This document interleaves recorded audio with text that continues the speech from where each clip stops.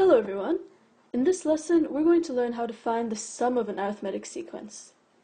Now, the formula for this, for the sum of a sequence, we'll explain the formula first, and then we'll explain how to find the formula. But the formula is very simple.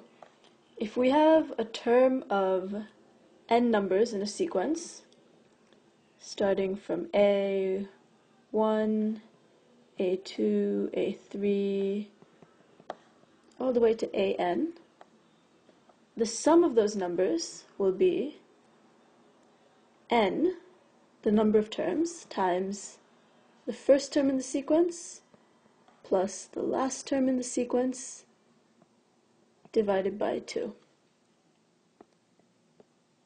That's our formula. This works for all arithmetic sequences, ones with negative terms, with negative d values, very general. Now let's see how this works. This is actually a very neat trick, and you'll see in a moment.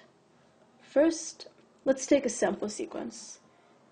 We'll start from 1, 2, 3, 4, 5. That's our sequence.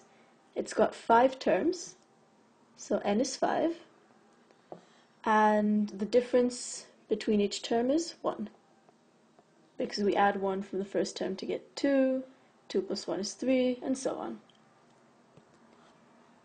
Say we make these into a number of blocks.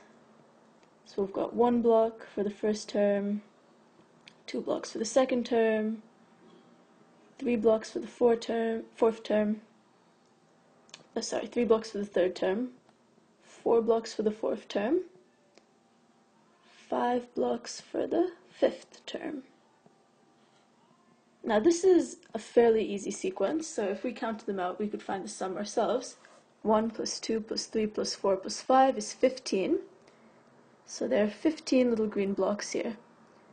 But we want a formula to allow us to calculate terms that are very big or sequences that are very large, stuff which would be really inconvenient to do by hand.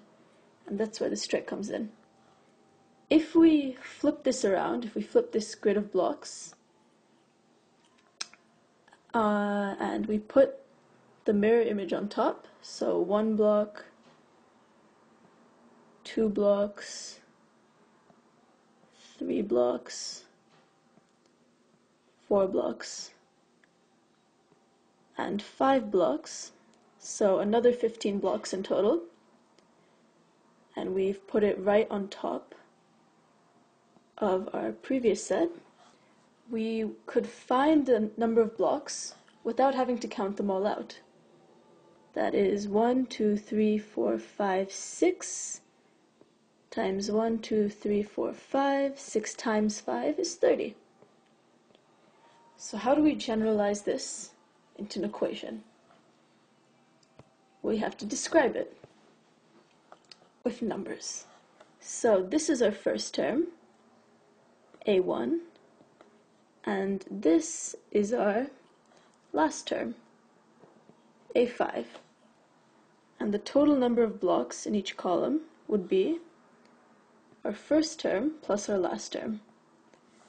The total number of rows is our n. So if we multiply the number of columns by the number of rows, we get the total amount in this grid here, the total number of blocks. But remember, we only want to find half of this grid, because earlier we doubled it to form the mirror image. So to find the sum of a sequence, we divide it by 2. And that's how we get our equation.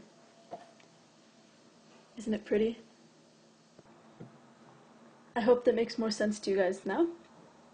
See you next lesson.